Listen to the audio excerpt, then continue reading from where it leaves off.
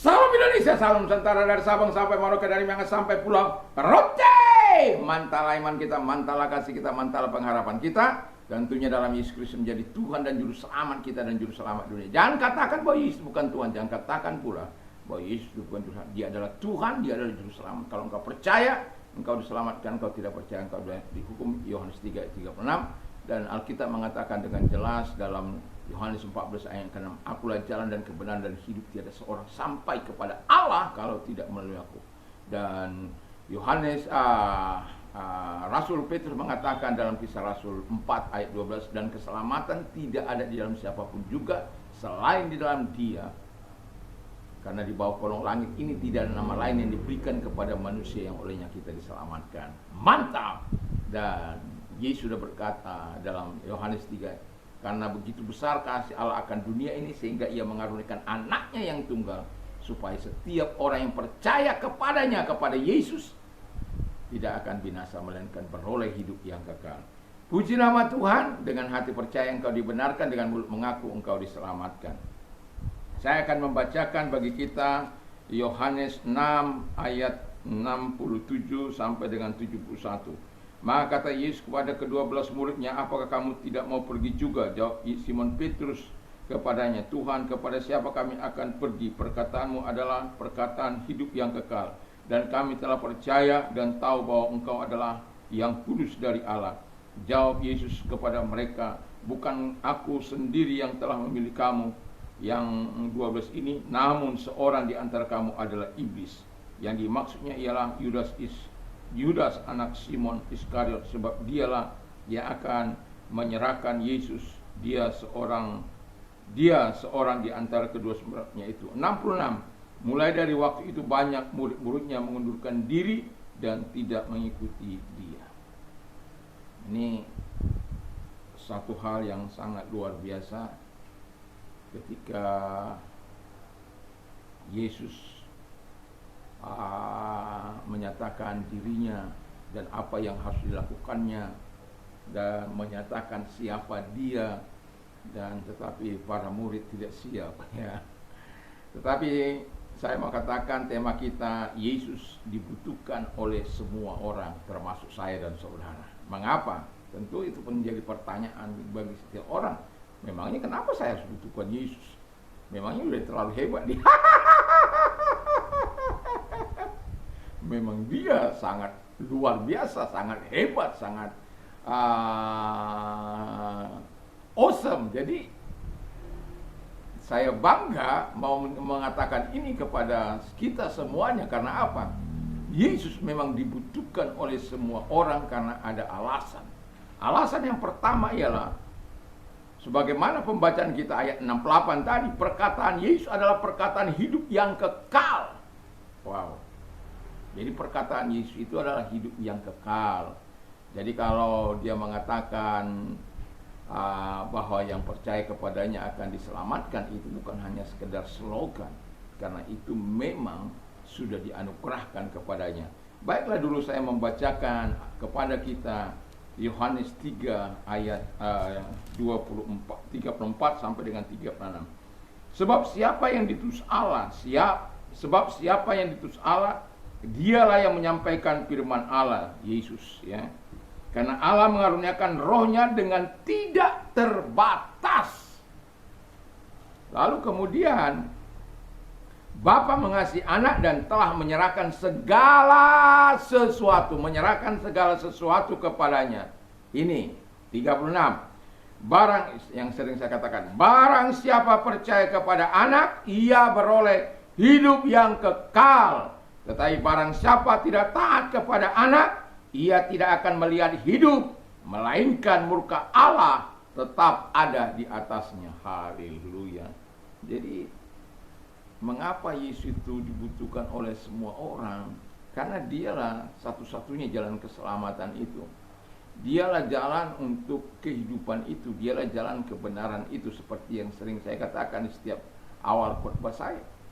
Dialah keselamatan itu. Dan itulah sebabnya mengapa Dia dibutuhkan oleh semua orang yang mau diselamatkan. Dan kita tahu bahwa Tuhan tidak pernah bermain-main dengan perkataannya. Tuhan tidak pernah bermain-main dengan apa yang dilakukannya. Yesus senantiasa akan melakukan sebagaimana yang difirmankannya.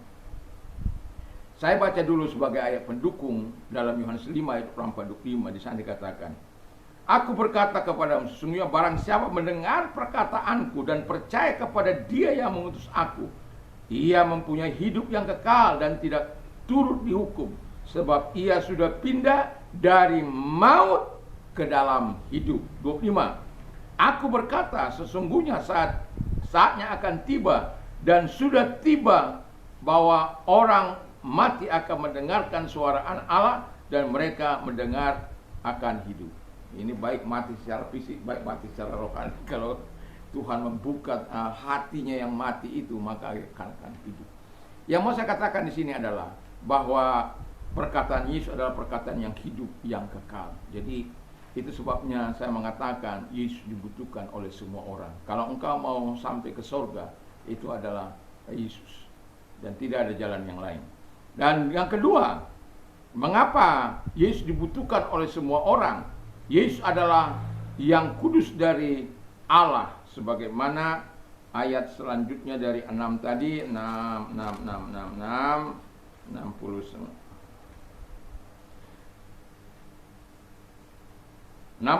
Dan kami telah percaya dan tahu bahwa engkau adalah yang kudus dari Allah. Haleluya.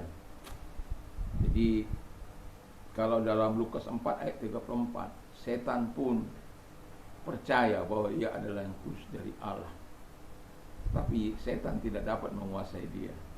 Setan dihardik oleh dia. Yesus adalah yang kudus dari Allah. Saya mau bacakan dulu Kisah Rasul 3 ayat yang ke-14. Kisah Rasul 3 ayat yang ke-14. Saya akan buka dulu ayat ini. 3 ayat 14, demikian bunyi firman Allah.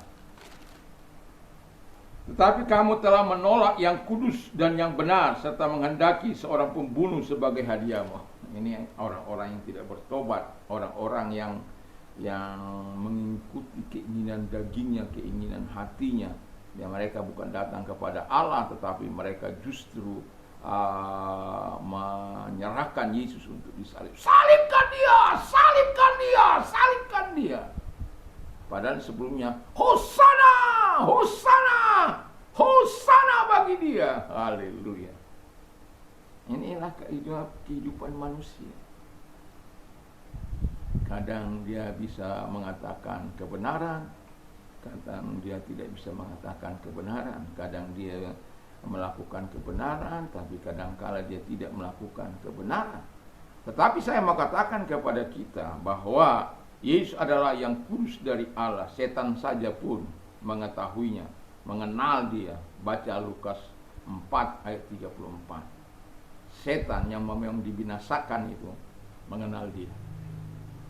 Lalu siapa kita untuk tidak belajar mengenal dia, yang sudah memberi yang terbaik bagi kita, yang sudah memberi yang manis bagi kita, yang sudah memberikan hal-hal yang indah bagi kita. Wow, jangan tinggalkan dia. Kita membutuhkan dia dalam hidup ini. Karena apa? Yesus dibutuhkan oleh semua orang yang percaya kepadanya, orang yang berdosa, orang yang pengkhianat. Kalau orang yang pengkhianat itu, kalau dia nggak tanpa Tuhan, dia akan semakin jahat dan jahat. Tetapi kalau dia mengenal Tuhan, dia bertobat dan dia melakukan apa yang baik.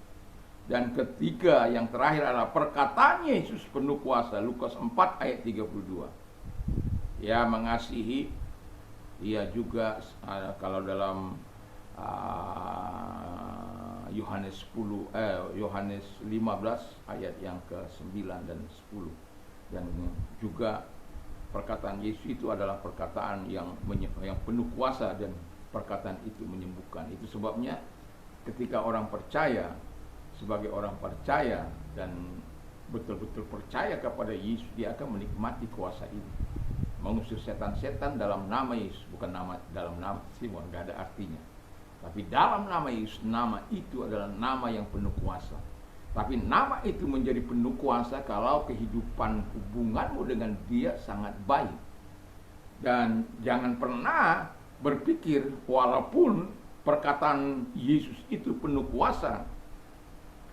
Kami sedang memperkatakan dalam Matius 7 ya, dalam khotbah di ayat 28-29 itu dikatakan di sana, ketika Yesus mengakhiri pengajarannya, takjublah mereka akan pengajarannya itu, karena dia mengajar seperti orang yang penuh kuasa, bukan seperti ahli-ahli Taurat mereka. Yang mau saya katakan adalah, saya mengatakan kepada Tuhan setiap kali saya membaca ini, saya katakan, Tuhan, taruhkan perkataanmu yang penuh kuasa itu dalam mulut hamba. Mudah? Tidak.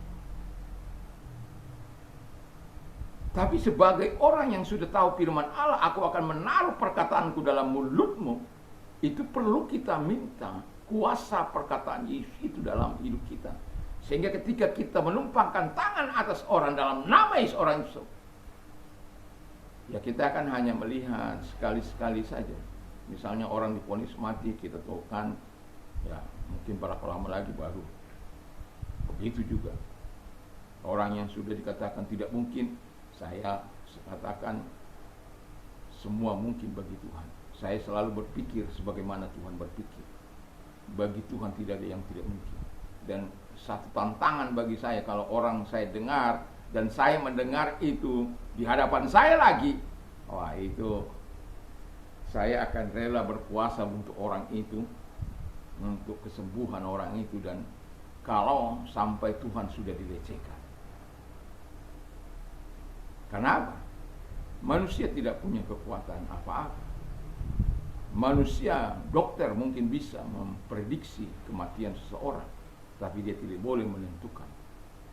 Kalau seandainya ya kita berusaha, tapi kita serahkan semua ke dalam tangan Tuhan. Kita hanya usaha, kita hanya manusia.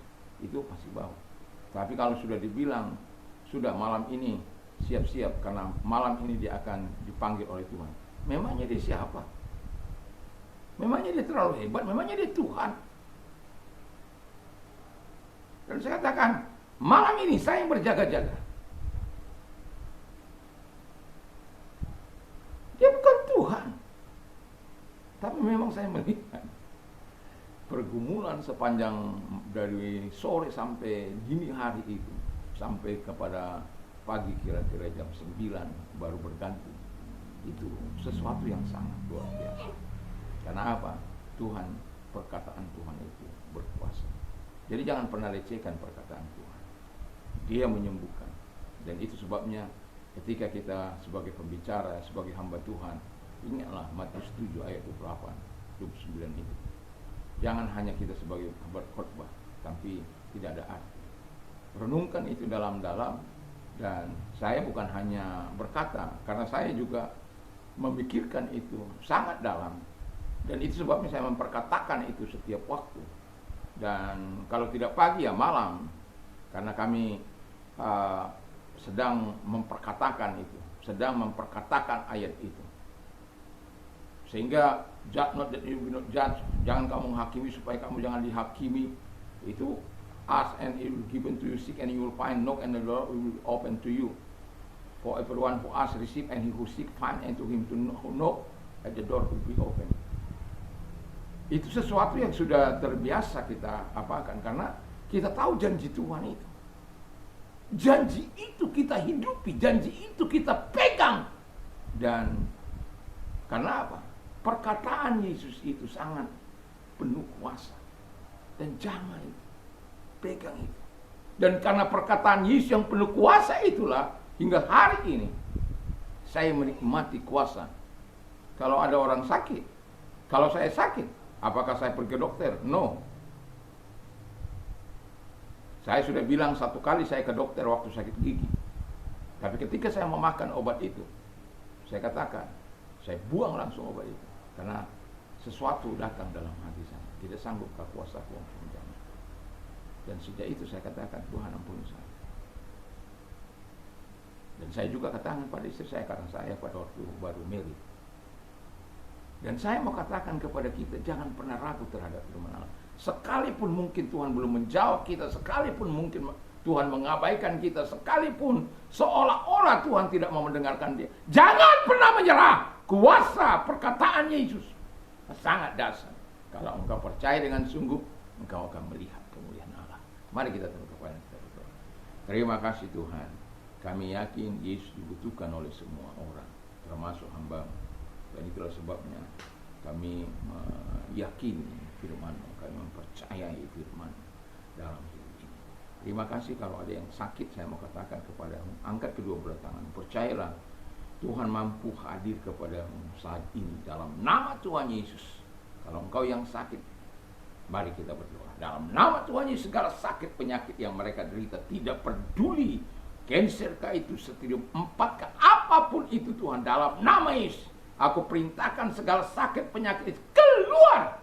Dan oleh bilur-bilurmu engkau sembuh, oleh kuasanya engkau sembuh, oleh Yesus Kristus engkau sembuh. Terima kasih.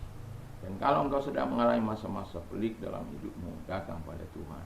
Yesus mengatakan, marilah kepada aku, hai kamu yang letih dan berat, aku akan memberikan kelegaan. Kalau engkau orangnya, angkat kedua belah tangan, kita berdoa. Terima kasih Tuhan, lihat tangan-tangan yang diangkat kepadamu. Dalam nama Tuhan Yesus Kristus, datang kepada mereka, menolong mereka, apapun menjadi pergumulan mereka, sehingga ketika mereka berseru kepadamu, kami dapat berkata seperti Paulus berkata, aku keluar dari semua tangan Tuhan yang melepaskan. Terima kasih. Kami juga berkata, kami mengalami kesulitan, kesukaran, tetapi tangan Tuhan mengeluarkan kami. Terima kasih Bapa di surga, terima kasih dalam nama Yesus.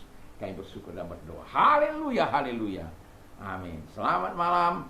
Selamat kita beristirahat. Sebelum kita istirahat, jangan lupa untuk berdoa, membaca firman Allah, dan memperkatakan firman-Nya di dalam nama Yesus Kristus. Mantap, mantap, mantap.